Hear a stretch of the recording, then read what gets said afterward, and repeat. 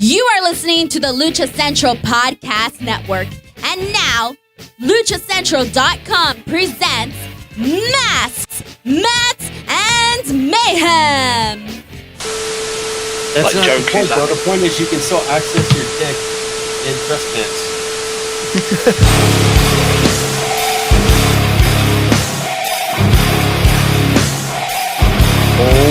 Welcome to another edition of Masks, Mats, and Mayhem. I'm your host, the Outlaw LA Red. You can find me on social media at JustinHarvey75. You can find the entire show on social media at MMMShow75. And the results are in.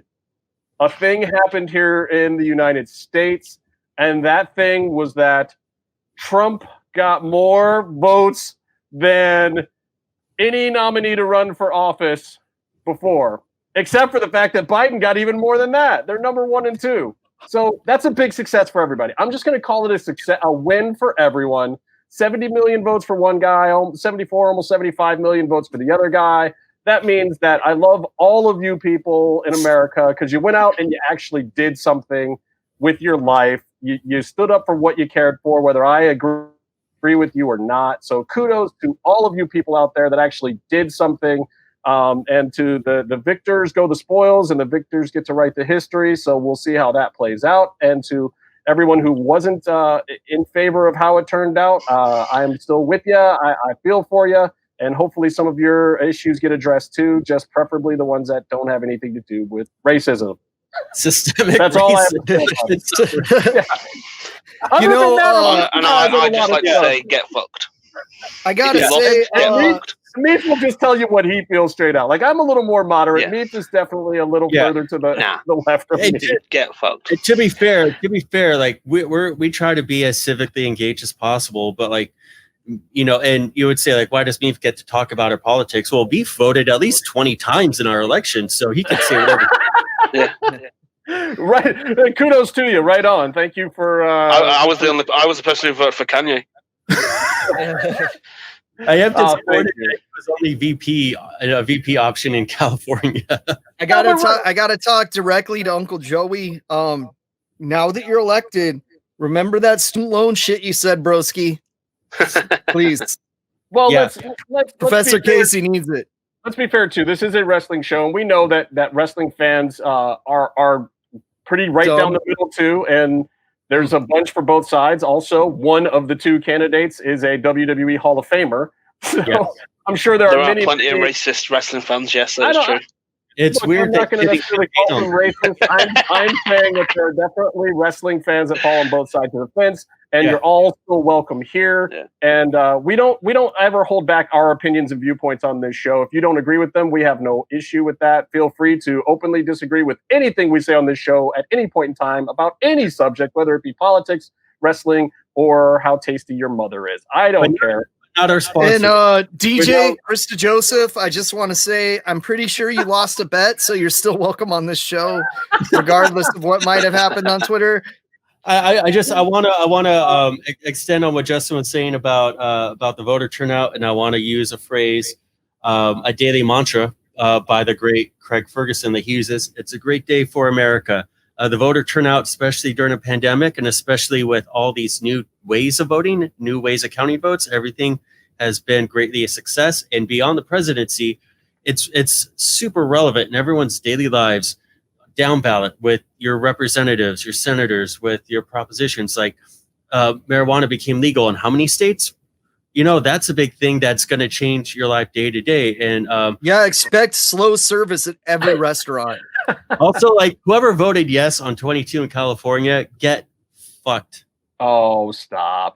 Look, you know, putting it back in wrestling terms, I loved what Vinny Massaro had to say about Trump cutting heel promos. Like, let's be honest. Trump cuts a great heel promo. He is a magnificent heel. You just have to be careful, though, because if you make your opponent look super bad, I mean, he called him, you know, the worst candidate in history and this, that, and the other thing. And it's like, well, what does that say when you have to put that guy over? That's not good news for you as a heel when you've made the other guy That's look wrestling. so bad. That's wrestling 101. You don't call your opponent an old piece of shit, or then you just only beat an old piece of shit. Like, Right. yeah. We all read Jericho's books. By the way, 3 of those are Jericho's books. Look at that. Are you guys? By the way, I am coming live to you from the car park of a local landscaping company. Mifa's taking a huge shit That's now. what I thought he was doing. Yeah. I didn't want to interrupt because I thought he was working one out over there. He's the crochet room. Mic off whenever there's a exit of whatever sort is coming out of him. See, he Crochet. said crochet room. But first of all, okay, crochet is a French word. We know how the British feel about the French, so they call their toilet the crochet room. That's how much they hate French people. Wow. Yeah. Okay, so Byron. Let's go quiet then. Yeah, I'm gonna just move right on to AEW real quick before we get to a Lucha Rewind.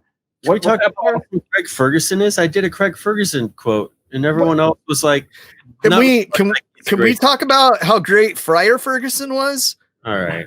You know, Norman's gimmick when he after he was was it before or after Bastion Booger? Fuck, I think it might have been before. We should get is it Jeff Peterson? We should get Jeff on the show. Craig Ferguson's sidekick. Wow. Duncan Ferguson was awesome. First of all, He was a Scottish footballer who was once put in prison for headbutting someone on the pitch. You We guys, should 9 get Jeff months. Farmer on the show. Jeff Farmer being NWO Sting, the only Sting worth mentioning. way off topic.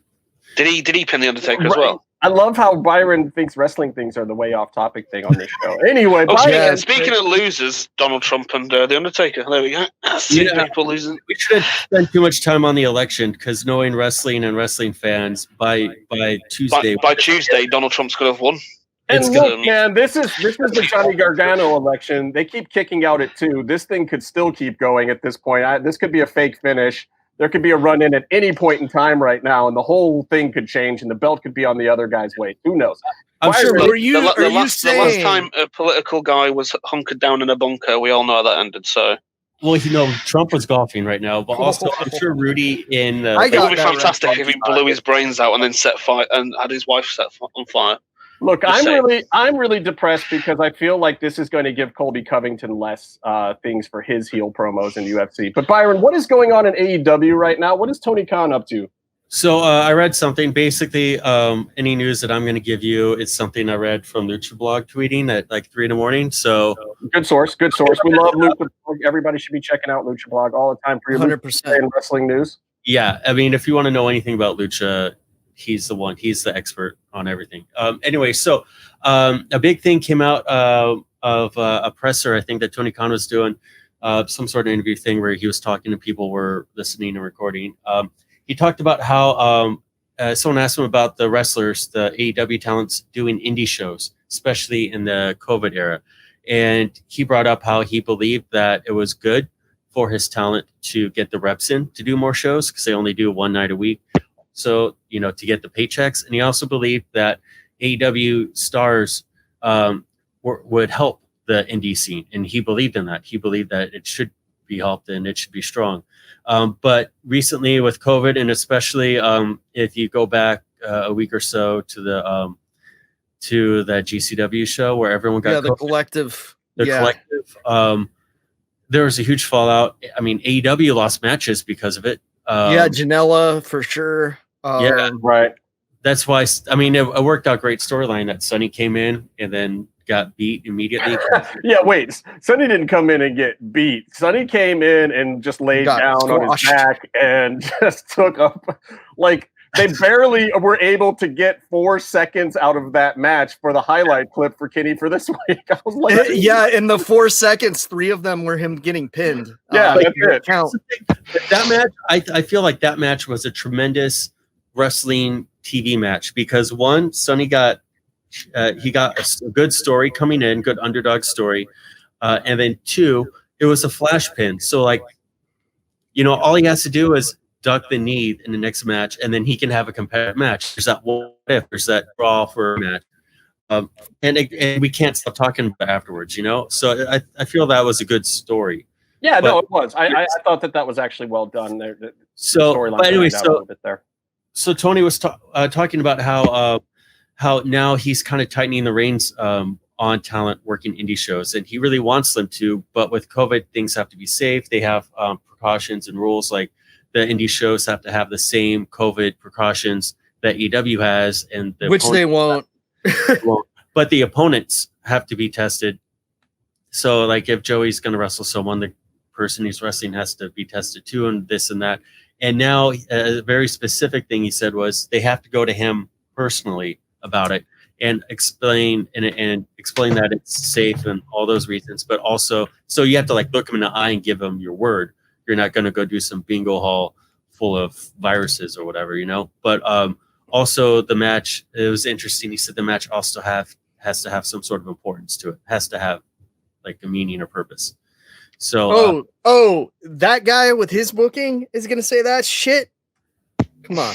You can do whatever you want with the talent that you pay, but I'm just saying right now, Full Gear completely disappointed me. Every finish went the opposite way that I wanted it to go, and I'm so angry about it. Actually, we haven't watched Full Gear yet. We're recording before, but we know what's going to happen. So yeah, I want to really enjoy the show. So I'm not really going. To be honest, I don't even know most of the matches. My brain has been watching Steve Korecki. Fuck, what's his last name? Steve Urkel. You've been watching Family Matters. Steve is the man. And I've been watching him do math for like a week straight and not sleeping. So I couldn't tell you half the card for Full Gear, which is a total difference for doing steroids. Flip Philadelphia. But yeah, I'm looking forward to the show, and I hope among all hopes that Eddie wins. I think. Yeah. I mean, who isn't rooting for Eddie right now? Who isn't rooting for Darby right now? Come on. Darby and Cody? Yeah. See, it makes all the sense in the world. Cody's building himself up as the ace, and he's building up like he got the Dark Order over for a minute, although they put it back on him probably too soon. Mm-hmm. But it makes all the sense in the world for the company and for Darby to make him a star today. Yeah, and you can have all of this feud with Team Taz over the belt. You can have all that stuff. I think we want changes in both matches, both title matches, the World and the TV or TNT. But champions would be different. They would have different roles. Like Darby it's a star-making performance where he's going to be highlighted, and he's going to have hopefully a bunch of really great programs coming out of it. Eddie, I think it's everyone's rooting for him with the career he's had and what he's put into the industry. But I feel like he would be just a really great transition champ. He could come out. He can do an hour and a half worth of TV without actually having to wrestle because he can barely walk anyway. But he could come out and be entertaining for the whole time. And then he has built-in angles. Like for me, I would like to have the title's going to Kenny eventually, but I would love to have him get the title off of Mox, and then Phoenix comes at him for the title, and then somehow you bring in Penta too. Phoenix becomes champ, and now you have a program, Phoenix and Kenny, and now you have that big Kenny win, and it's also going to be a phenomenal match. Okay, but let me ask you a question, Byron. What do you do with Mox if he's not the champ? Do you have enough exciting things for him to do in AEW? Because he's still a star, and I agree that the title needs to come off of him to get a little motion, to pop some views, to get the storylines moving in AEW. I think he's had his time, and maybe there's another time for him down the line. But what do you do with Mox after the belt's off of him? I just don't know. Mox and Pac. Character development. Mox and Pac? Okay, that's decent. Yeah, Pac hasn't been around, so I wasn't really thinking about him, but he's back now, so that's decent. I could go with that. It's a ditch back. No, because as soon as he won, he was like, I'm a man of the people. And they had all these great ideas where he was going to be of the people with the belt in Japan and all in Bloodsport. And he was going to be everywhere with the belt, spreading the AEW brand everywhere and putting on, good shows and this and that. But none of that happened. So he did nothing. Right. So, I'll tell you one of the things I do kind of like about AEW right now, and I don't know how far they're going to go with this, but I really think they should continue down this path. They're starting to faction out similarly to New Japan. Yes. And I really think that they should continue that and make it more concrete. And within those factions, people don't necessarily have to be heel or face. They can just be the faction that you like or the faction that you don't like. I mean, I think Inner Circle kind of walks that line back and forth between heel and face. That Taker. I agree. I love that at the beginning, but MJF straight up called it out. Yeah, and I think that's a very smart way to go for American television. I mean, I know a lot of American wrestling fans do watch New Japan, but it makes it easy to understand whenever you come in that there's these different factions and they have, their own desires, and everybody wants to bring some gold to their camp, especially if you're going for this real sports presentation. It's like, the Eagles and the Redskins, or whatever, the Washington Football Club, whatever you call them these days, neither one is necessarily the heel, but, they're a faction. The teams are factions. And I just think that that's a better presentation look for them. Let's not go old school. Let NWA have the pure old school. Let WWE do their thing. And I think that there's a good place for them. And it honestly, and I'm hoping, and I feel like Impact's kind of done this recently, but I feel like Impact is now turning into the de facto super indie that Evolve kind of was for a little while, and then AEW was kind of that at first. But I think AEW is one of the majors now, and should leave kind of the super indie thing behind. They should just become the alternative, whether they're number one or not. I don't think they should be concerned with that. They should treat themselves like a bigger thing, especially if they're going to do this third show. And just be not a super indie, but another major promotion like TNA has been at times, or Ring of Honor was for a little short while. And then let Impact be the super indie, where all the performers and the guys like Chris Bay and the guys who don't land somewhere else, like the Good Brothers or whatever, can go in and do a run.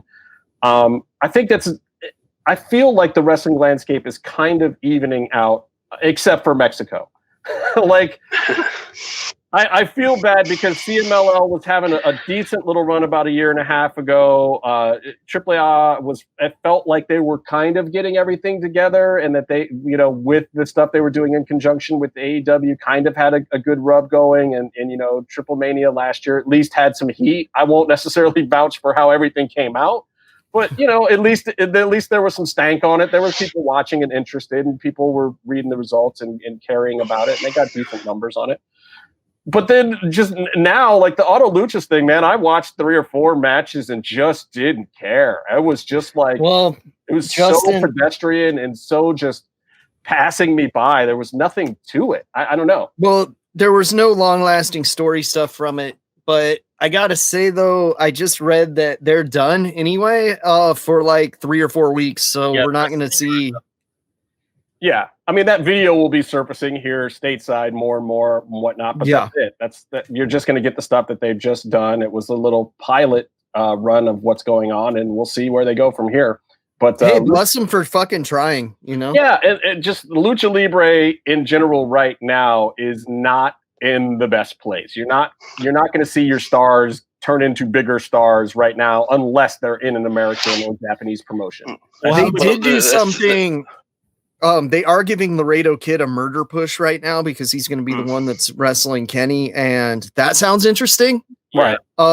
He did a 3-way and put both of his opponents out on stretchers, so I'm interested in seeing how that plays out. I'd like to see video of that. Okay. Yeah. Because I fucking love Laredo Kid, bro. Like him being in AEW that one time was amazing. Yeah. And he's been around for years now. Yeah. He ain't I've been a fan. Anymore. I've been a fan ever since he was on the Air Force. I've been a fan of his. But look, all politics aside, I know we were talking about it earlier in the show. Like, we were talking about it in our DM the other day a little bit.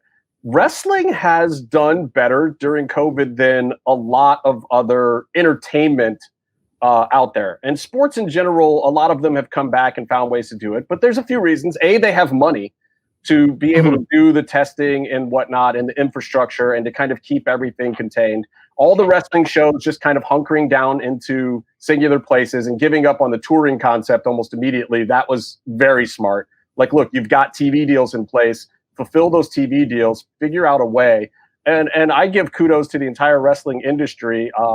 A, for borrowing from each other when it was appropriate, which is not something that's uncommon in wrestling, doing the picture-in-picture or trying to figure out how to do the audiences and the crowds. I think, AEW and NXT especially both kind of figuring out against each other, being against each other at the beginning of this was good for the business because they were kind of going back and forth and figuring out how to put on a show still.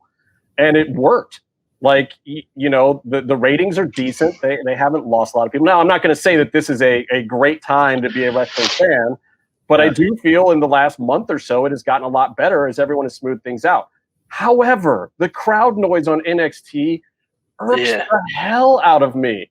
The Capitol Wrestling Center, what you see compared to the sound that you're hearing, even the Thunderdome set that they're using for Raw and SmackDown, it makes enough sense. It's like, no, it's supposed to be the feel of a big arena. And at times I forget that they're in a virtual arena. Like, it works there.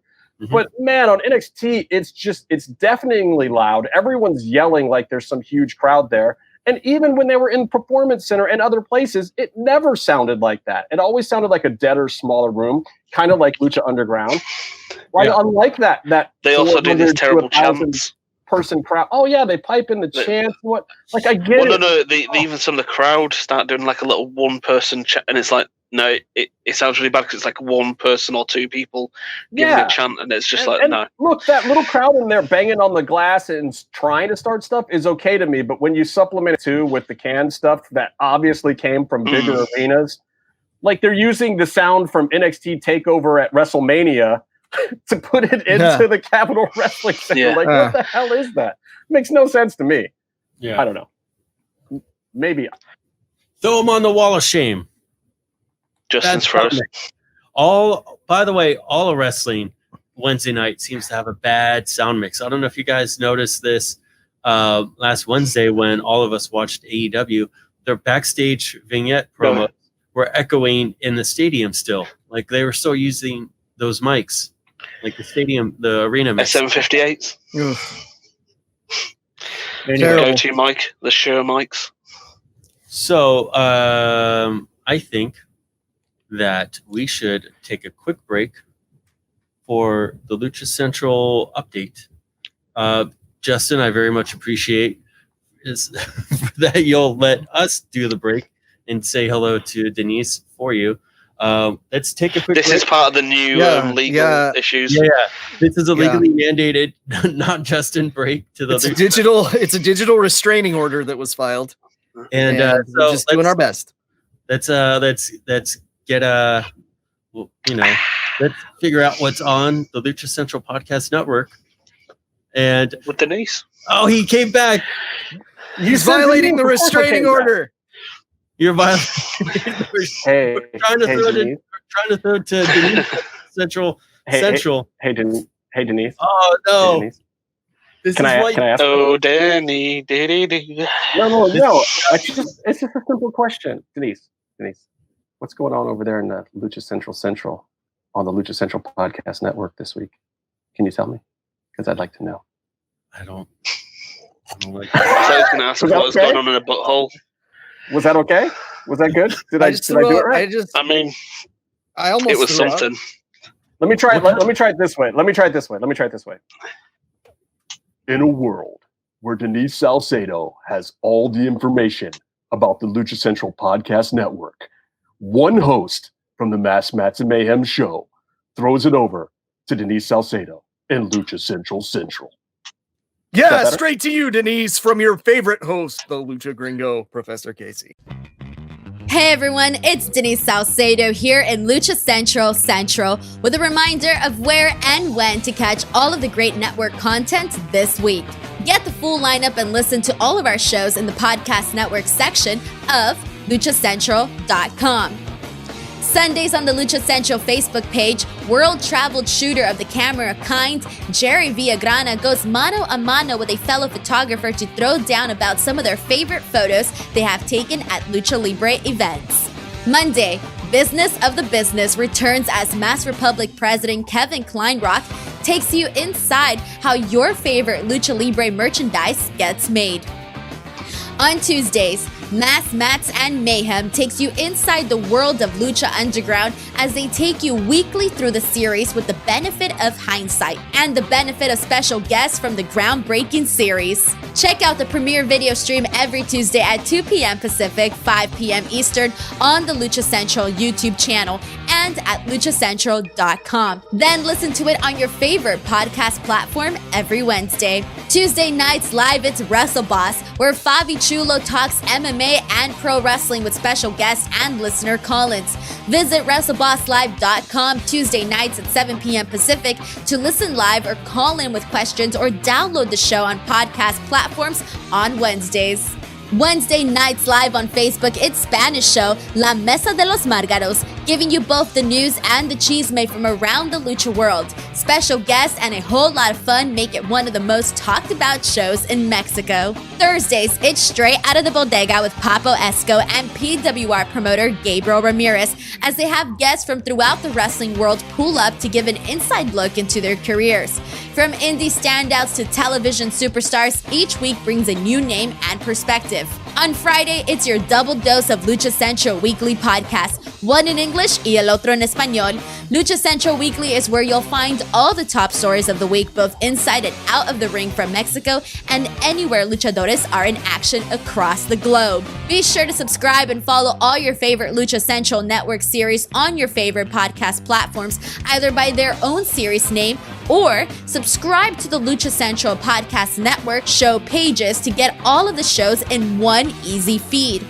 And please consider giving a rating to help more fans find the shows that you love. For now, this is Denise Salcedo signing off from Lucha Central Central. Have a great week. This is when we need to come back from the break because Justin's frozen like that. And we're back. Awesome. Thank you, Denise. Around it. You know, okay. Justin has been frozen as per the legal requirements. We have frozen Justin due to his creepiness. It is like the Mandalorian freezing someone in carbonite. This is the way. Demolition Man. It's funny how quick that restraining order kicked back in. Hey, the law doesn't fuck around. And you know what else doesn't fuck around? I've got 3 cats Our on Lucha me. Underground reviews. I've got a review for you, Byron. The whole thing sucked. How about that? I would like to get into that in a second. I did not watch it. So that helps me. If that helps. That makes. Well, our I was Inferno watching segment. it, and then someone messaged me. I've got 3 cats on me right now, and one of them is currently. That helps a lot. But what I think we should really get into is Alberto Del Rio's domestic violence. I have that shirt, by the way. I do too. And actually, I might have already. The Alberto Del Rio's violence camp. I think you kept that your car on the engine. Did you guys hear that Paige came out and said that he was doing all that weird kidnap, abuse, tie-up shit to her too? He would lock her in a room for 7 hours, come back and beat her up. Let's put him on the game.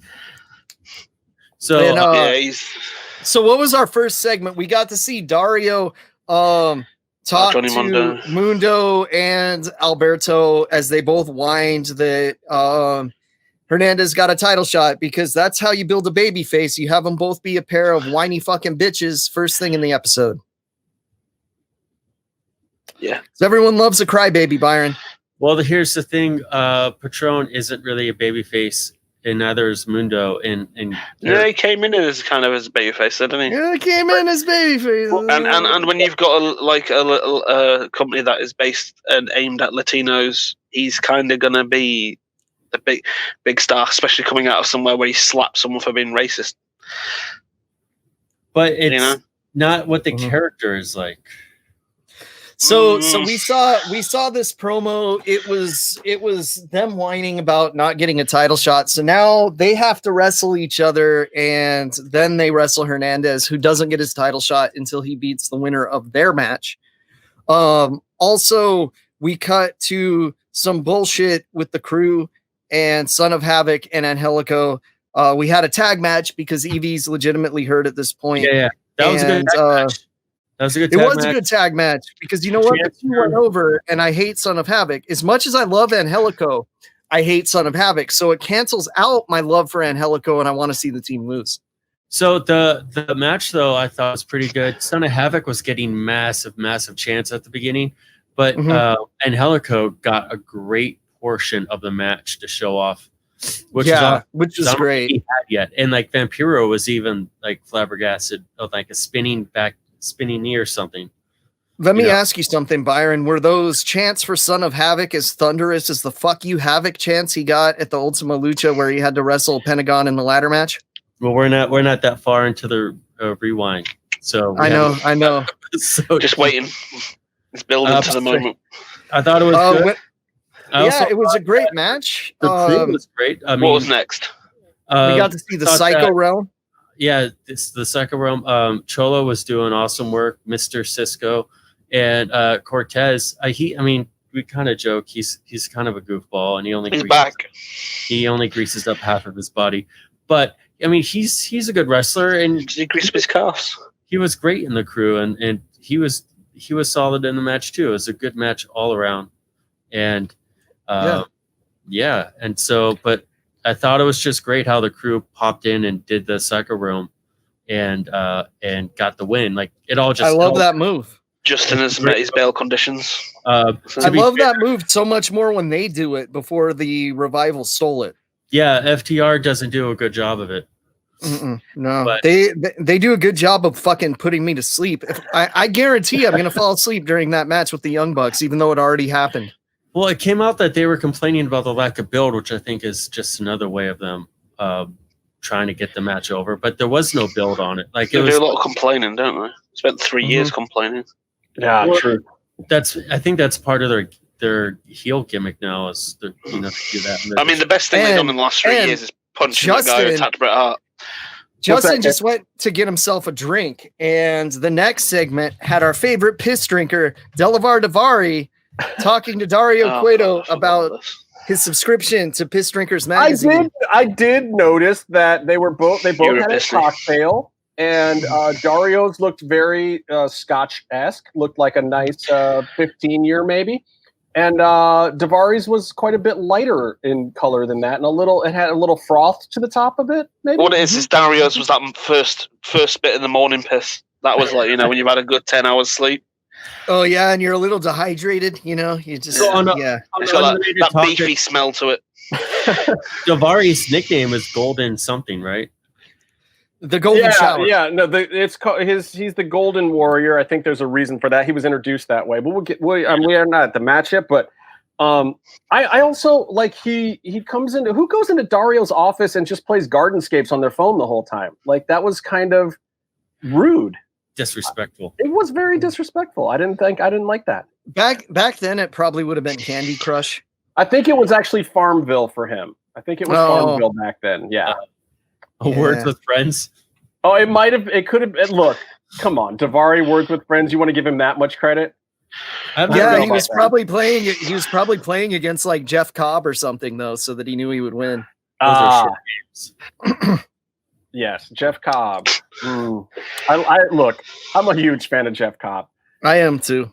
I'm just going to leave it there. I don't want to disparage the guy at all. I'm not disparaging anything. I'm just. Yeah. I think it sucks that New Japan gave his spot. Words with Friends champion. He had a good G1. He had a really good G1. I don't think he won more than like half a match, but he had a really good G1, and he's in Japan as pretty much a glorified young boy. He's living in the dojo right now. Actually, that's what I'm saying. Yeah. He was gonna be in that the Empire stable but then he didn't get in it, and then he was gonna have a tag team in the tag tournament, but then they couldn't get Mikey Nichols, and so he's basically just like training and helping clean the place, not working. So here's the fun thing. So Daivari shows up, and he gets out of this. I mean, look, if I was Dario, I'd give him relatively whatever he wanted if he came into my office and drank this. That's kind of scary. That's scary enough for me to be like, yeah, give this guy something and get him out of here. So that's an alpha move. He gets Tejano. He gets Tejano. That seems ill-advised. Sexana. I'm just gonna say. I don't know if he's totally gone into. His name's Tejano. I thought his name was. Oh shit. Yeah, really. And then we go right into another vignette. Lucha Underground was still feeling out the vignetting process here. At this point in the series, they had no qualms about doing kind of these back-to-back vignettes of kind of traveling things. I think they got it ironed out a little smoother later, but I wasn't mad at it. It's like they have storylines to progress. And I feel like this is still a byproduct of writing a little bit on the fly and not knowing that first season how episodes were going to come together, because these wouldn't hit edit until later. The edit cycle was, I think, a couple months behind the filming cycle. And their editors some would do some matches, and then some would do the vignettes. Everything was just very fragmented in post. Yeah, and I think some of it was between, it was where the adverts were going to come in, wasn't it?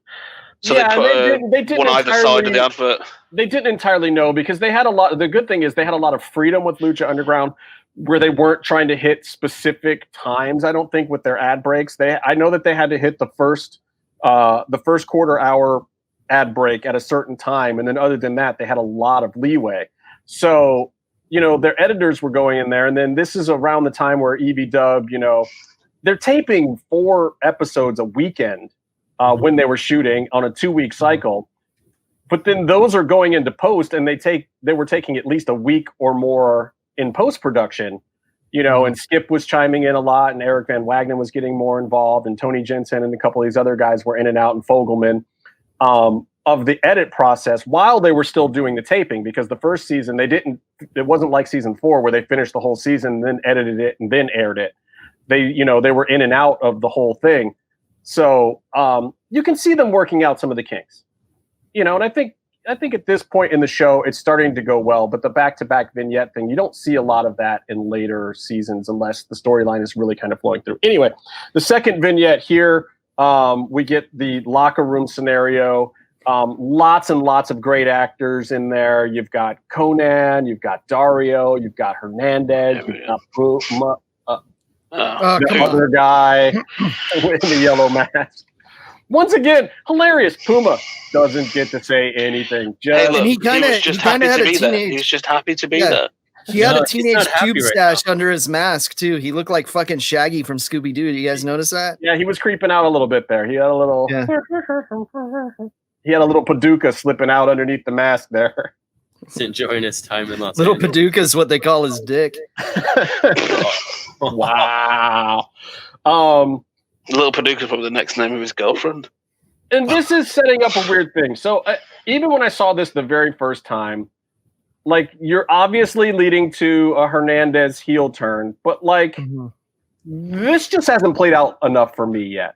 The tension here doesn't feel real. It doesn't feel good. I don't get why they're not letting Conan build a little something and then having a turn. I don't get it. Obviously, we're setting up that Hernandez wants to do things a little more roughshod than Goody Two Shoes, Puma. And then, I honestly, which is fine. I just think they should have played up more the aspect of Conan not knowing which side of this thing he would fall on. Does that make sense? That would be really interesting. And also, I feel like they should show Hernandez cooperating and helping again. Yeah, something. It needed some kind of along the way. It needed a little more build, and I think it could have been more interesting with. We know that Conan was pushing Puma at the beginning to be a little more rough with things, to do the Boyle Heights street fights and to take matters into his own hands more, and kind of pushing him more to that tweener phase where Puma was trying to be the Goody Two Shoes baby face. And I think that dynamic, and if you have Hernandez coming in and doing stuff like that, then Conan could have been conflicted about, whether he wanted to do things like the old LAX way or whether he wanted to keep promoting the new kid who wanted to be the babyface. I think that could have been a fun dynamic. But this episode doesn't really go that way. And this episode's kind of the opposite of fun in a lot of ways. I wanted to say I think they had lined up the title match too soon, so they couldn't fit that amount of story in. But they randomly put another number 1 contender match in next week. Do you think this was random, or do you think this might have had to do with the fact that ADR got a script one day and he was like, Hernandez, I don't think so. Why are me and Mundo and guys that are more qualified to do these things in a bigger spotlight here? You think ADR took any amount of time to make comments on the booking? I don't think so. I think I honestly felt like not getting my arm broken. Yeah, I think that is one of the comments that he made to booking. I think that this change of plans in the storyline was a direct result of ADR. I will say that. I don't know that for a fact. I'm sure we could find out, but yeah, I believe educated guess. Well, I mean, I think by now everyone has heard all the stories, especially because Conan said it on our show about how Evie was complaining a lot or like cutting promos on people backstage a lot and whatever. But I don't think it's that common knowledge about how much ADR was doing that and how much he was just yelling at the Chris's for his placement on the card and for all this stuff. But given he also had a little more of a leg to stand on doing that, he's like, hey, you guys brought me in here. I'm the WWE superstar. I'm the guy who's Dorian's AAA mega champion right now. Like, you brought me here. I wasn't beating down your door. Like, I'm the star. And I'm the star in the Latino community, and you have to give me what I want. Now, the fact that he's bitching and complaining about what he wants, you know, instead of trying to come in and be a team player, that is definitely on him. But at the same time, like him compared to Evie doing the same thing is a different story. This was a girl who was at this point on Tough Enough and had a very brief WWE run, you know, and was on the cusp of a little something, but by no means was a household name or recognized even in the Latino community the way ADR was. Right. You know, clearly he was a big star, and it shows in the match later. So let's keep going. We'll get to it. So basically the fallout from this segment and the original segment is that there's a new number one contenders match. Hernandez has to wait for the winner of that thing. And then if he wins that, then he can face off with Puma, who he now has some weird growing weirdness with. I gotta say though, for Hernandez, that's fucking bullshit. He won his match. He won the match.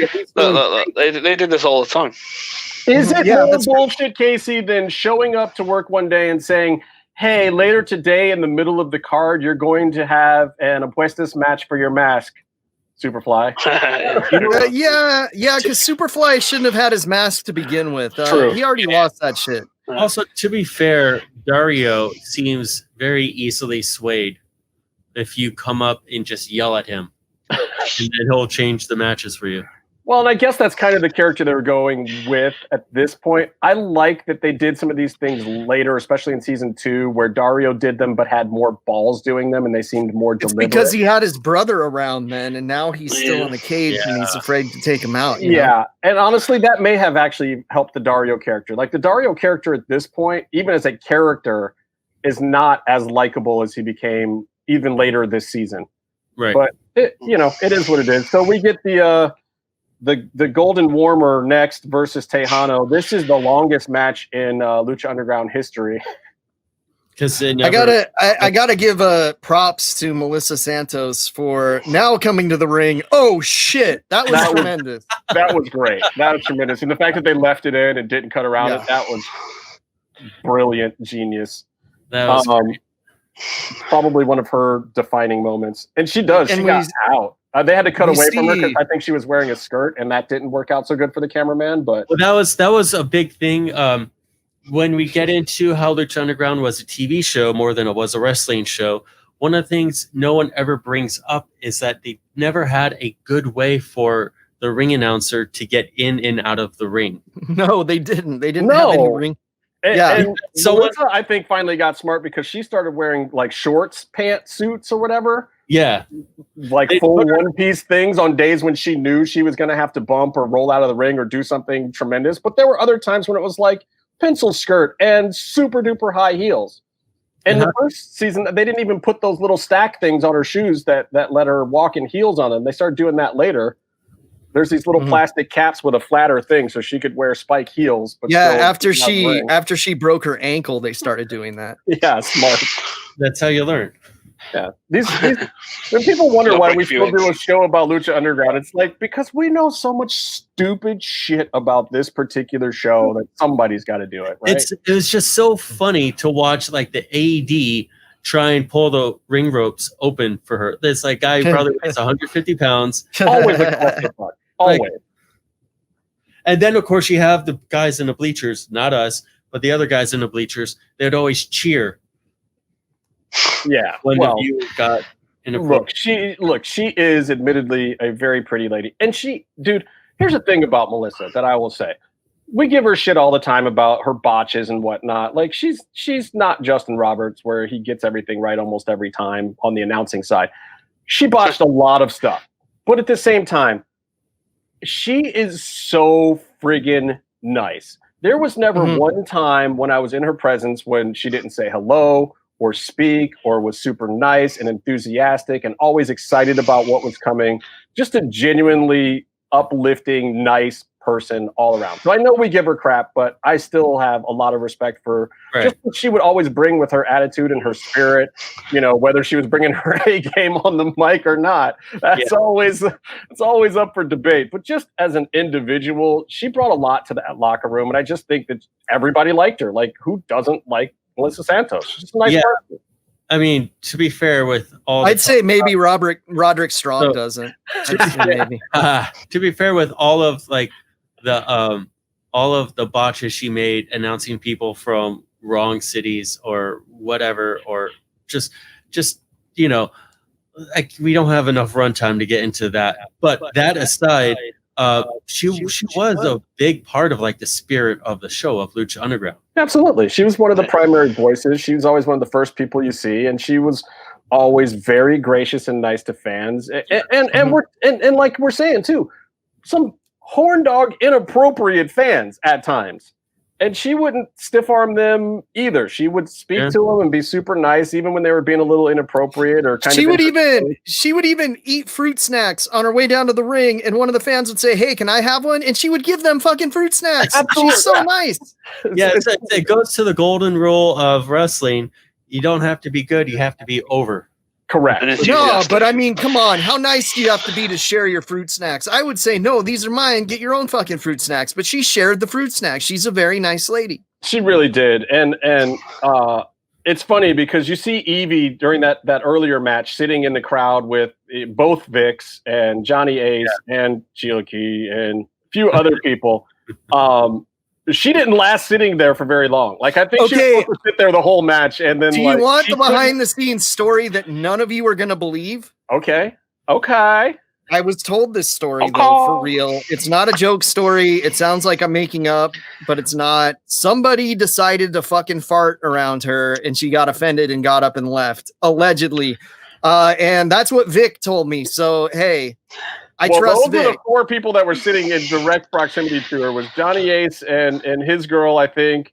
Chiliki, both Vicks were right there. Who else was sitting right there in that shot? I don't know, but Vic is one of them. Vic is completely he was convinced that Evie thought it was him that farted, and it wasn't. She was right next to him too. Yes, because she was right there, but it was just Evie. Yeah, I gotta tell you, man, if you fart in those stands, you're worse than Hitler. That is not a well-ventilated building. No. The air just lingers. It's bad. Yeah, it's you're shoulder to shoulder. You're already dealing next to you. You're that jammed in there. It's already 50 degrees. Body odor and whatnot, plus whatever food they ate off the truck out front, like, and the truck serves things like, falafel hummus sandwiches and burritos and nachos and ice cream. Not stuff that smells really good after it is lingering on somebody's person for 3 or 4 hours in a sweaty, tight-knit group. And non-air conditioned. These are the episodes where they started putting a few more people in the stands. Like, they're really starting to pack in Lucha Underground. They're pushing more people in the stands. The standing room only is completely full. This is not the first couple episodes where they didn't even have chairs out on the floor in some places. Literally every seat or place that they can put a human being and it's sweaty and musty and enjoy. All right. So I don't even know what I do want to say one thing that I thought it was hilarious though when they cut the Evie and you see Vic next to her and he's definitely on church behavior. Yes. But he's polite. He's a reasonable human being. Some of the other people around her, I don't think were being as polite. I think that Vic and John, like whoever ripped the massive fart. Yeah. I mean, come on. By the way, and Cheetah Kill was like over her shoulder, breathing like into her ear. Well, he's also allegedly who ripped the massive fart, but I didn't say that. Well, here's something like I don't know too much about anything. I think that's obvious. But is Cheetah Kill named after food? Yeah, it's an egg dish. Yeah, he's a comedian. He's actually like a really funny dude, and he's a good dude. He's always been good to me. He's had some issues with some other people, but he's always been good to me. He wouldn't let us be under the tent. And that was the thing. Listen, white boy in Boyle Heights. Of course, he wouldn't let you be under the tent. How's that going to look, man? That's not good for your public image. This is true. Byron, you fucking honky. Yeah. He's calling like I see him, man. Look, I had little beefs with him here and there about, some of the showing up and just getting in line wherever he wanted and whatnot. Like he always had friends at the front of the line. And I felt like there were times when it ticked me off a little bit because it's like, dude, we've all been waiting out here forever. And I know you've got friends in line. I've got friends all over the line too, but you can't just show up with like 10 people and just go in front of the hundreds of people who've been waiting out here since 5 a.m. That was my biggest beef with him. Yeah, but that's all. That's all. Like that. He was going since day one. He was one of the originals, you know. Yeah, he's got tenure over us, and plus that's all old shit now. I love the guy. If I saw him at a show now, I would give him the biggest hug. I don't know if he would remember me. He probably would remember me. He sold your Ultima Lucha sign on eBay, didn't he? I don't know about that. Maybe he sold someone's. Yeah, I don't know. Mine. Vic got my good one. Vic has my Matanza beheading my sign. The sign with Pentagon ripping off Matanza's head and blood squirting out everywhere. He has that one. That's good. I have mine somewhere here. Look, I wouldn't hold anything against any minor old grudges with anyone from the temple against him at this point. At this point, it's kind of like, they're family and you fight with your brothers every now and then when you're in the same house at dinner. But then when you're against the rest of the world or when you're out in the rest of the world, you're back to being family again. Lucha-masks.com, in partnership with Mask Republic, give you personal protective masks to keep you Lucha strong in the fight versus COVID-19. With world-class luchadors Blue Demon Jr., the Lucha Brothers, LA Park, Ultimo Dragon, Cain Velasquez, Conan, and so much more. Head to lucha-masks.com and you too can become a masked warrior. Lucha-masks.com, powered by Pro Wrestling Revolution. Bros, I still have some beef. Uh-oh. Pentagon should have gone over at Ultima Lucha too. We're not there yet. Oh, I can't wait till we get there. So anyway, Tejano's DQ'd here. You know what? This DQ was so fast. I don't even know which ref it was that he pushed. Was that Borden? Who was it? I don't even. You don't even get to see the ref. This match is so fast. It probably would be Borden getting scared so easily. I mean, what other pussy ref would call for the match to be over? Like, how many times has Marty Elias bumped and not like DQ'd the match? I have a question. Like every match, constantly. I have a question, Justin. How does it feel that the ref that his gimmick in PWG is people tell him to go fuck himself and they hope he dies, and his name is Justin. Yet he even won't use the name Justin. They call him Lefty Borden. Right. I'm Jason. It's actually really annoying. And when they do actually call him Justin, it's always a fuck you, Justin chant. And then people just look right at me. Like, no. Remember, we should have recorded that with the phone when we were at PWG and the whole crowd was chanting fuck you, Justin, in slow motion in that one match. Oh, God. Justin. That was incredible to be at Bola 15, Drew McIntyre doing the indie tour that he was doing. And he was in the middle of that 10-man match. And Chucky Taylor, the Kentucky gentleman, did his famous slow motion gimmick, and Drew's just laughing his ass off the whole time. He had to put his head down on the turnbuckle because he was laughing so hard. Oh, good times. Hey, so this next match, we were talking about some of the production stuff, but in the Cuerno and Cage versus Puma and Hernandez, right at the beginning is one of the first obvious pickups that I've heard. It was an audio pickup of Vampiro. Basically just saying Drago was banished from Lucha Underground for losing his best out of set. Whatever. It was like so voiceover cut in, didn't sound like the same mic quality at all. No, they do it in their cell phones and emailed it. Yeah, and we've talked to Eric Van Wagenen about this. This was a smart addition on their part. It's like I think they realized at a certain point, like they're missing putting over certain things the right way. But unlike WWE, where if you don't know anything about WWE, each announcer has a separate person in their ear. Plus, then they have the bosses like Vince and the main show writer and other producers at Gorilla that can trump their guy and get in their ear too. So at times they can have up to 3 or 4 people in their ear talking at them, telling them exactly what to say. That's why sometimes you hear them get tripped up. It's not because they're not good at it. It's because it's their turn to talk already and somebody's still talking at them while they're talking. It is a very unique skill. One of the reasons Corey Graves did so well so fast apparently is because he was great at being able to talk at the same time that he was being talked to. And I've been the guy in people's ears on various shows and whatnot before, especially when I was at NFL. Like I'm talking to my host, Adam Rank, the whole time. And he's got to keep talking the whole time while I'm telling him where to go next. And when the sponsor break is coming in, or we got 10 seconds left to talk about Ezekiel Elliott, whatever, and then move on to the next thing. It is an acquired skill. They realized very quickly at Lucha Underground, this is not a skill that Vampiro especially has. And Stryker wasn't the greatest at it either. So, which is why he wasn't in WWE. Yeah. And so, but what they would do was they would just let the guys talk and they wouldn't yell at them for lulls either, but they would go back and they would cut pickups. And it's like, you know, how well you guys do with remembering all the talking points in this match will determine how much you're going to have to spend your week doing pickups later for us to plug into the matches. And you see that, especially in season 3, they did a ton of it, but it was great. Yeah, I liked it. It made the storylines more concise, easier to understand. Vamp, notice Vamp is putting over the right guy later on, way better.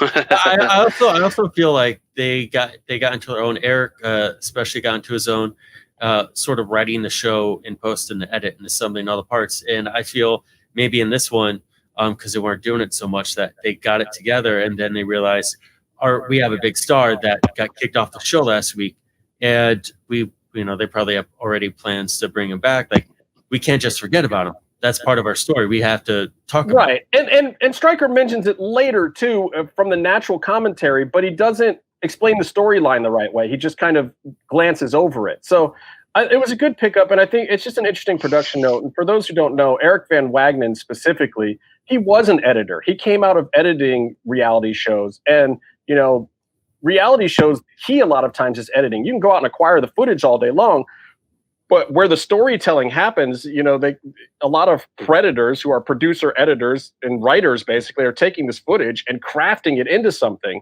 With wrestling, you don't really get to do that, but Eric Van Wagenen with this show, taking what Skip was doing and what DJ was writing and Roach was coming up with to accentuate it, and then the in-ring performances, he was still able to really craft the storyline along with his editors, who worked from home on Lucha Underground, by the way, which is really unusual.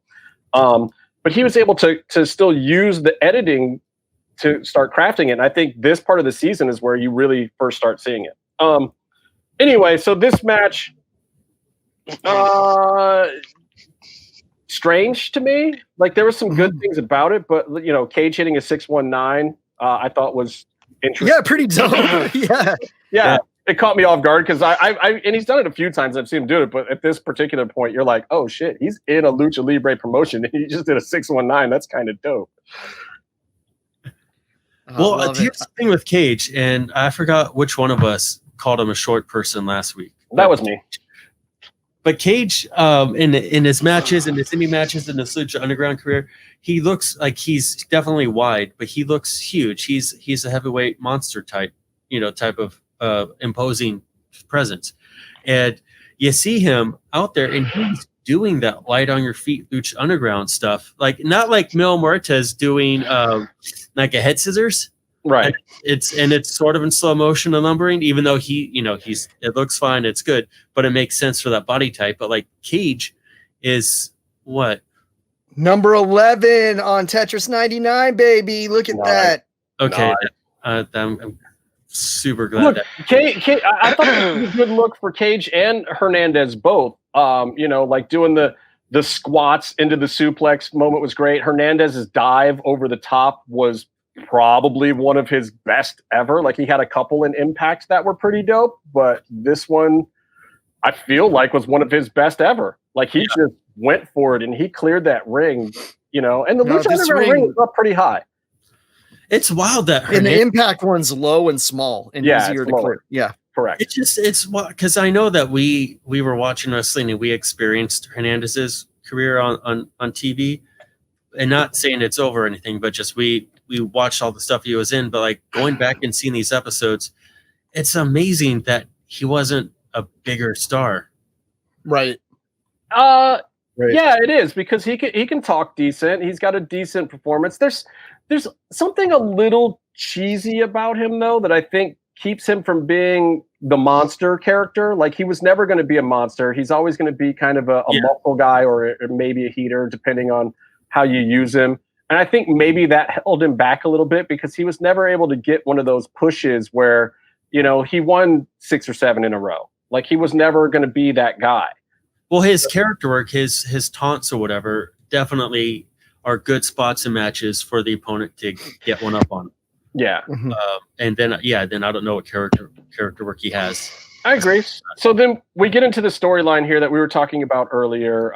Hernandez pulls Puma into the arrow from the depths of hell, which I'm sure Meath absolutely loved to see Ricochet get. Didn't see it. I was trying to watch the episode when I got told we were recording.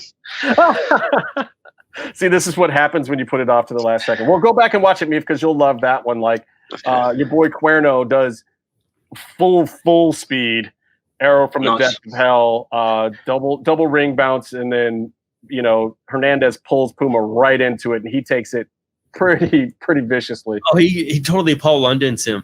And then Hernandez hits the apron bomb on Puma.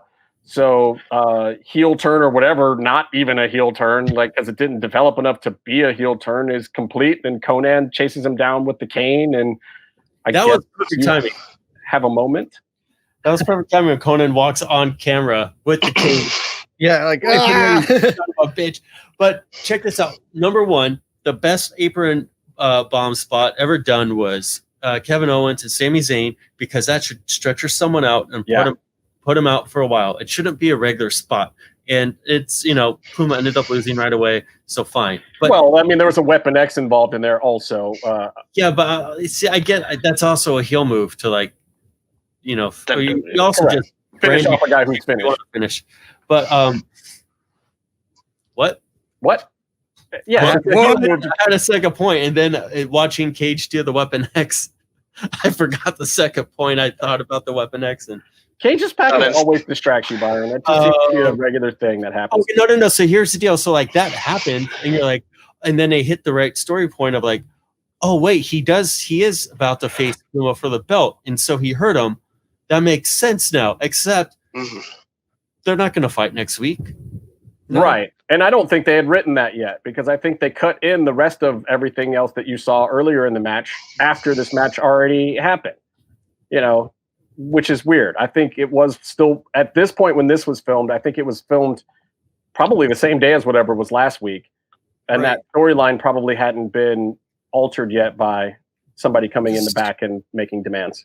We're approaching within the next few weeks when all of us were starting to be there. We're getting close. We're getting very close, and our information becomes a lot more accurate at that point in time. Right. Anyway, so we go into a vignette number 3, Dragon Azteca and a Lotus doing a Kung Fu slap fest. This is a very Skip thing that I just kind of like that they're sending Skip off with Drago and Lotus to do the stuff.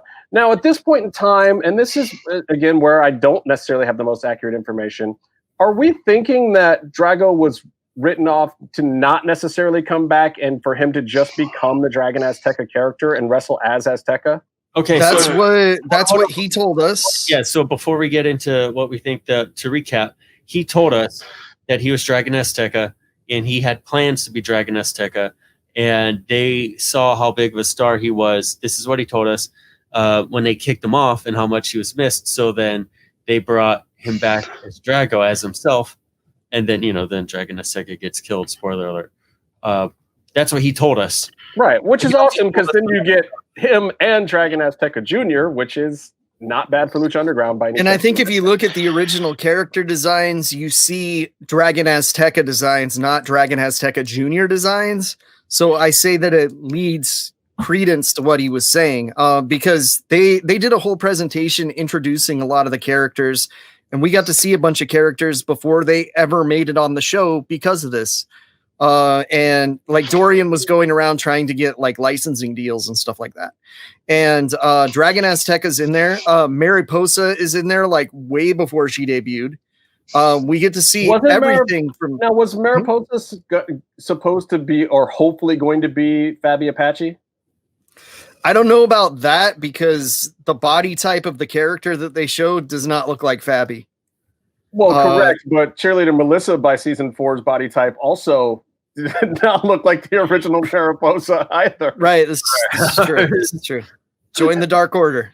And for fans of Cheerleader Melissa or Mariposa, go check out her OnlyFans. I think you'll be highly entertained. And moving on. Certainly. Yep. Yes, check out her Twitter. Hey, Casey, you'll find this one interesting. You know who started an OnlyFans this week? Pentagon?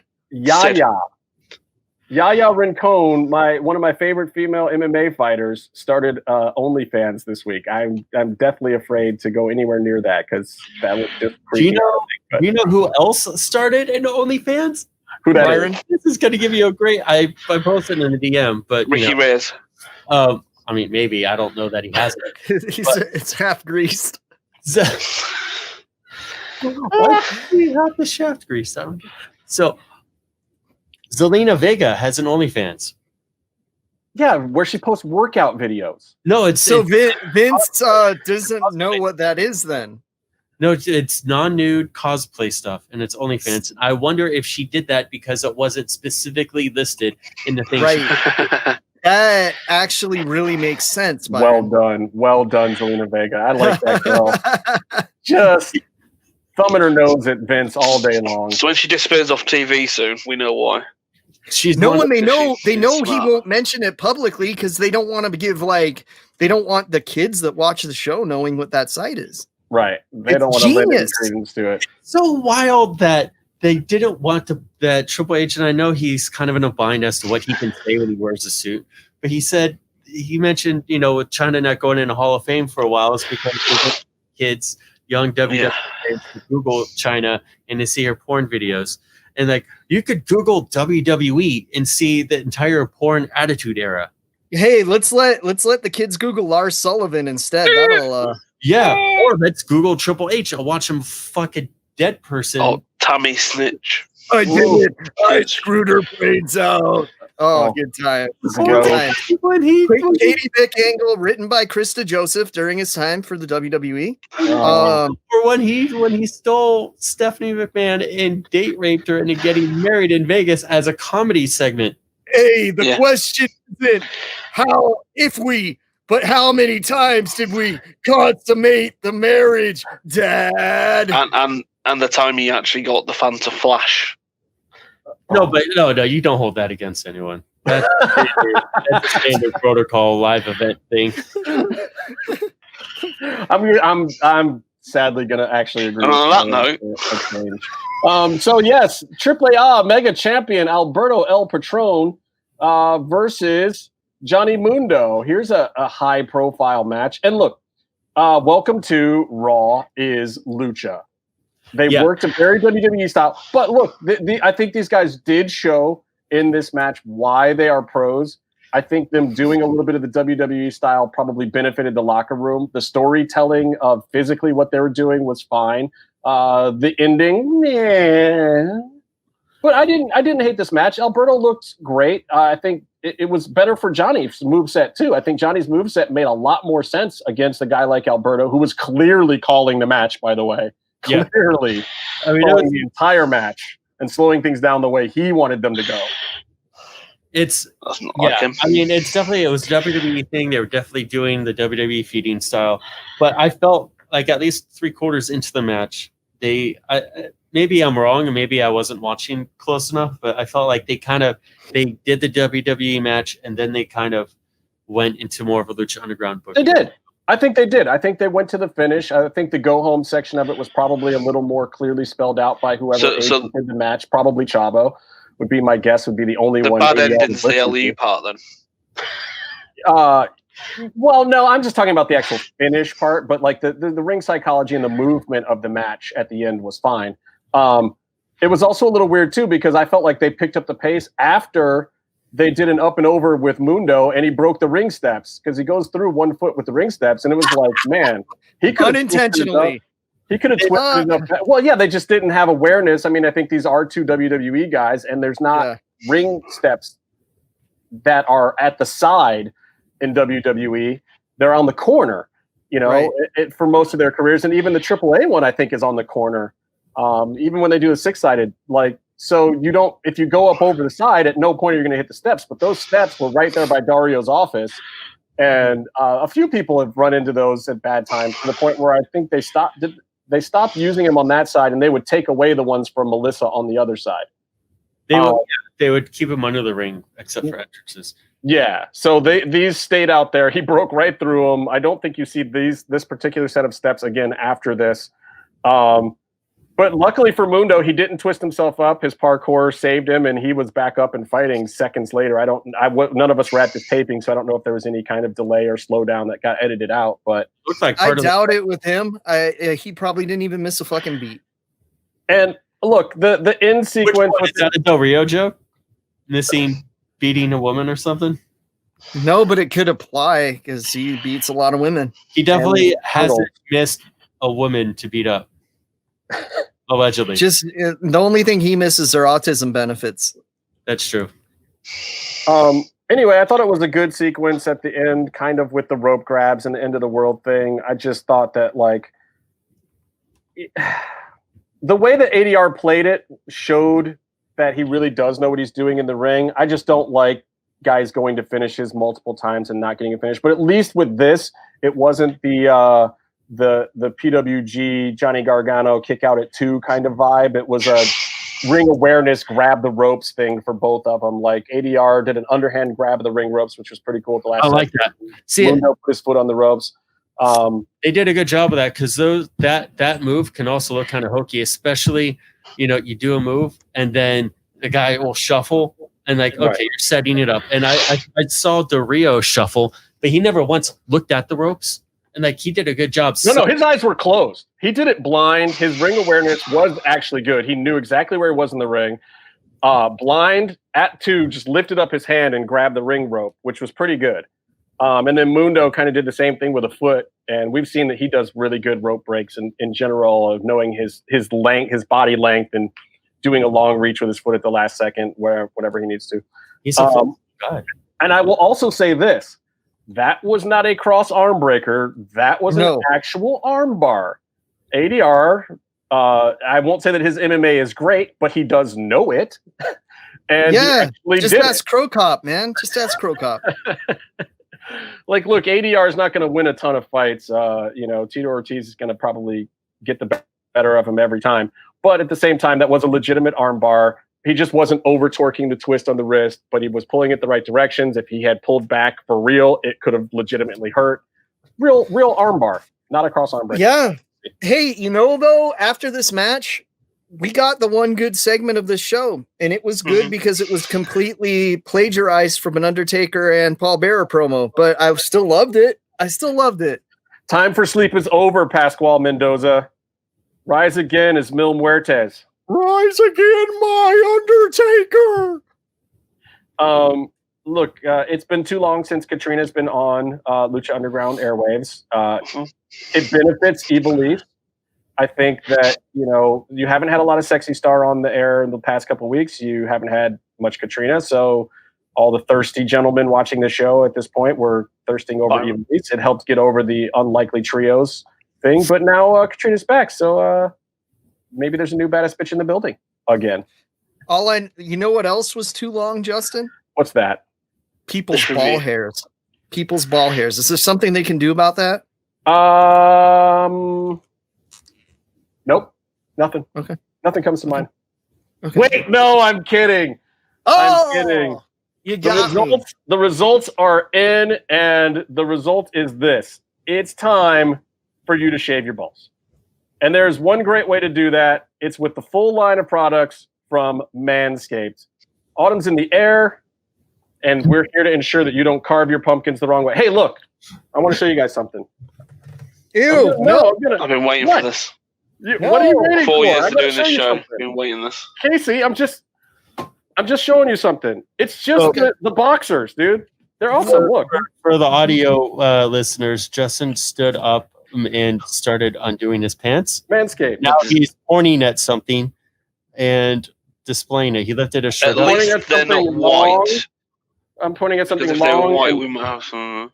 Well So manicured. you see, Justin, when you've got the biggest dong in the yard, sometimes you gotta get a little bit of a trim.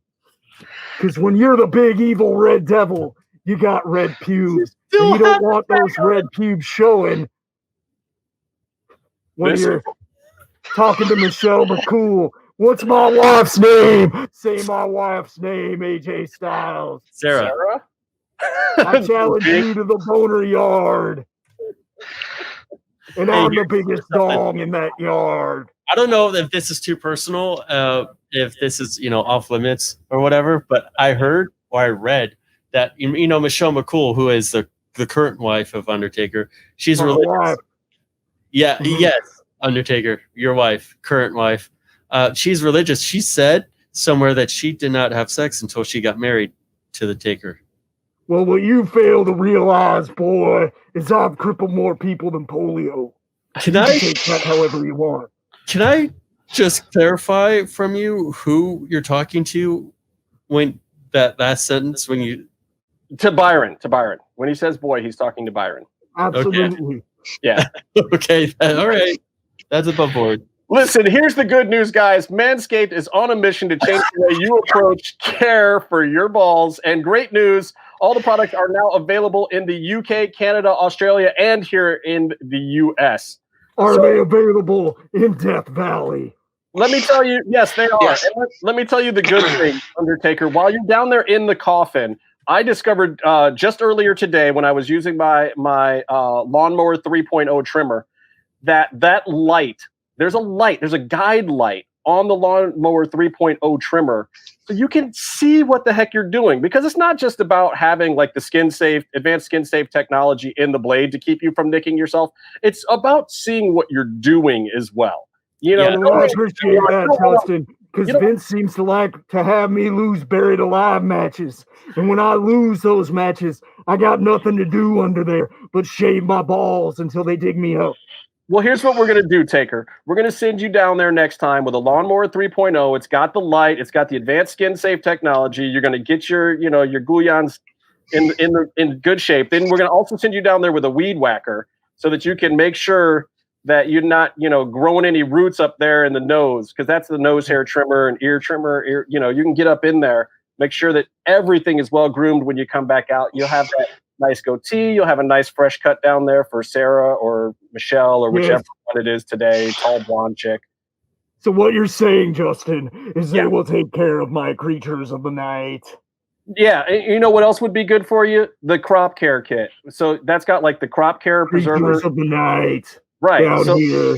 That's important because Taker wrestles in leather pants. correct. That's what I'm saying. When you're buried alive in leather pants, the crop preserver is going to keep everything from sticking together. That's what's going to keep you fresh down there. Probably need those ball wipes as well. Yeah, let's get him the crop cleanser body wash too. Let's get him the crop mop ball wipes. Let's get Taker everything for when he's buried alive down there. Crop cleanser. I feel like my opponents will appreciate my fresh testicles, since my finishing move is putting my balls in their mouth. You know what they're going to appreciate? They're going to appreciate that these are all vegan, cruelty-free, dye-free, sulfate-free, paraben-free. So you're going to know while you're down there, Taker, that your manhood is in good hands. Probably your I own. will not rest in peace. All right. last bit of good news for you, Taker. You can get all this stuff for 20% off right now and free shipping if you just use our code, our specific code. You got to do this, people. So our sponsors are happy with us. We're happy with you, and we're going to save you some money. 20% off, free shipping right now if you use code MMM right there at manscaped.com, and that's in the US, UK, Australia, and Canada. We're going to be right back after this with a couple of more things for you. Well, the things I do for our fucking video listeners. If you're listening to this and you haven't visited luchacentral.com, it's time to do it. luchacentral.com is the online home for Lucha Libre, where you can get all of the top news in English and in Spanish. Find the best curated video content and original content not seen anywhere else. Find when Lucha Libre events would be happening in your area. Find photo galleries from top photographers covering Lucha Libre around the world. From weekly polls to annual awards. Seen and read by top executives in all of the major Lucha Libre promotions across the globe. And on top of that, it's free. LuchaCentral.com, your centralized place for all things Lucha Libre. All right, folks, you know what time it is here at the MMM show. Vader time, brother. It's Vader time. Crank time. Casey, how many impressions do you have of... I don't know. That wasn't a good Vader. I don't think that one should count. I've got a good Vader. Hold on a second. Hold on. Okay. I'm nothing. I'm just a big fat piece of shit. I wonder if Sid Udy will ever stop by this show. I can't do. No, I'm talking about the real Sid. Let's just get the real Sid. You don't have to do it. I've been wanting the real Sid. Yeah. So we've got to do a wall of fame and shame. Also, big shout outs to Gabe Smith, Paula O'Keefe, and Paula. I'm sorry about the all the ball talk. I'm sorry. It's quicker this time though. That's all I can tell you. I'm sorry about it. And Heather and Maria and Bad Hombre and Zeus and the whole Markout Mania. Goatsay. Oh, wait. First of all, I'm going to give Goatsay a real shout out. And if you want this shout out too, just let us know that you have also gone to manscaped.com and used code MMM to get 20% off and free shipping like Goatsay did. Let us know. You'll get a shout out on the show if you purchase something, and let us know what you think about the products. Like I'm using the stuff. I am enjoying it thoroughly. So I know Casey's using the products for sure. Meatloaf. Yeah. Go say, I got to give you some advice, brother. Use it consistently. You don't want to sandpaper the poor woman. Well, I think he got the nose hair stuff going on. So dude, it's legit. Full ball treatment yet? Gotcha. This nose, man. This nose is legit right now. Maybe not from my allergies and the fact that my whole face smells like rubber for some reason because of that mask, but you know. I want to say I want to encourage like Byron's beard smells like rubber. I want to encourage all the condoms. What, Byron? Do they use those even? So I want to encourage, like Justin said, for everyone to email us. But I just, unlike Goatsy, you don't need to send us before and after pictures. That's unnecessary. Yeah, just the after. Just the after. Showed you the goat. I don't know though. In my DMs, I've gotten requests for before and after pictures about my manscaping products. So the wall. Oh, hey! So you have heard from Matt Stryker again? That's great. Yeah, I like Matt. He's a fine young man. So anyway, Wall of Fame. Sonny Kiss, Denise Salcedo for loving donuts. Tony Khan, Karrion Kross, Roman Reigns. Casey, you're still on there, brother. Hey. We can't remember why. What? Yeah, Kevin Nash, the Super Shredder, is on that bad boy. I have 2 Wall of Fames to add. You're going to add to the Wall of Fame? Yeah. Okay.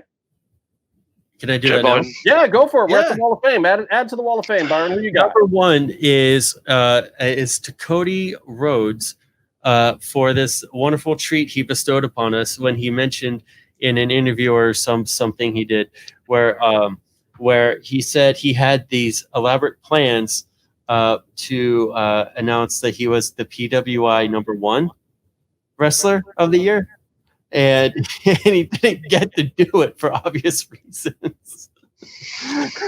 Wow. Whatever. Like he's a great worker, and obviously, cool. And you're putting him on the Wall of Fame for this? Yes, because because he told us afterwards. His honesty is I'll great. tell you about it. Okay, which I agree with to a certain extent, but I'll tell you why Cody's really going on the Wall of Fame this week. Cody Rhodes this week, it looks like, has actually gotten his name back. You see that we're actually calling him Cody Rhodes right now. Yeah, when I had Cody and Brandy on my NFL show last year, he was super strict about, like, dude, you can say Cody and Brandy Rhodes. You can say Brandy Rhodes. You can say Dusty Rhodes. But you cannot, at any point in time, put the name Rhodes and Cody next to each other. I'm either just Cody, I'm Cody Runnels, I'm Cody, the executive vice president of AEW, or I'm Cody and Brandy Rhodes, but I'm never just Cody Rhodes. Now, WWE has abandoned their trademark claim on the Cody Rhodes name, and maybe Rhodes in general. They may have just given up on that altogether. No, they're still doing Dusty figures, so they have Dusty Rhodes. I think they have. Well, also Dusty has to own his name. But they're licensed to use that name anyway. So I don't think it'd be an issue. But and from what I understand, Cody was very gracious about the whole thing. He was filing to try to get the name himself, and made some appropriate phone calls, said hello to some people, and I think did the right thing. I think they feel like they held him up long enough, and his name is so closely associated with them anyway that it's not doing anything for the WWE to keep it from him. But he was also going for because he was trying to get some old school NWA WCW, and allegedly he traded. So allegedly, he abandoned two pay-per-view names, two show names. But I mean, those were show names that he's basically saying his dad had come up with, right? Is that what was going on? Yeah, so no, I don't hold against him for doing it, but it shows how smart he is as a business savvy. Yeah, it's great business savvy. The guy does know what he's doing to a certain extent. And when he says he's the ace, it's not just because of what he's trying to do in the ring. Of those guys that came over, it's not the guys in the elite that are really making AEW work the right way. Honestly, of the Kenny, Young Bucks, and Cody and Brandy, even, like, Cody's the one that is actually helping run the company. Let's just be honest. Yeah. If he put Darby over at Full Gear by the time you hear this episode, I wholeheartedly agree. If he did not put Darby over at Full Gear, he is on the wall of shame. Instead, I veto Byron's vote. I'm going to say this, like, whether Darby, regardless of Darby holding gold, I think that Cody has done the right thing by Darby, getting him in the spotlight the right way in general. And I think that is fully Cody doing that. And Cody is paying attention to some of these younger and upcoming talents. I feel like a lot of the Orange Cassidy stuff is coming from him as well. And he knows what he's doing. And he's got Tony's ear with this stuff. I think Tony's really starting to trust him. And of those guys, Cody's booking is better than Kenny's booking was when he was doing the women's division. Yep. Cody put Darby over huge in the last promo. Him over huge every time they work together. Here's another little tidbit. Speaking of, like, the young guys, the new acts that AEW is taking a chance on. I heard that that they even weren't all that on the Orange Cassidy bandwagon, and he got his spot in that one the pre-show Battle Royal thing. Yeah, because Cage had to bow out. He was a fill-in. And Tony Khan wasn't even all that hyped on Orange Cassidy until he found out that he was Fire Ant in Chikara. Okay, which makes sense. That's just hearsay. That's just hearsay and rumor that has never been proven. Oh, who was your second person, Byron? I'm sorry. You have somebody else for the Wall of Fame? So I have someone else for the Wall of Fame. Who's that? Speaking of Del Rio, the poor soul that he tortured for however long they were together, who is doing much better now aside from her fragile neck, is taking dancing lessons and posted a video of her dancing lessons, and that video puts her on the Wall of Fame. You want me to put Soraya Knight on the Wall of Fame for her dancing videos? Watch the video. Dancing videos. That's dancing. Right. So that's a question mark for me, and we're going to watch that video, and then I'll let you know next week if Paige has in fact made the Wall of Fame, because Byron could be right about this one. Byron's been right about Stranger Things.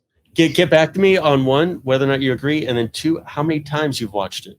Okay, yeah, hit me in the DM with that, because I spent most of my week rewinding Red Velvet in her match against Nyla Rose.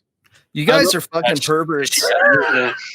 What? Look, I'm not trying Terrible. to be disgusting. I'm just trying to say that I think that Red Velvet is super duper hot, and I think she's a great wrestler too. And I feel like we should apologize to any female listeners for this before we apologize for any ball commercials. I'm just saying. Here's the thing.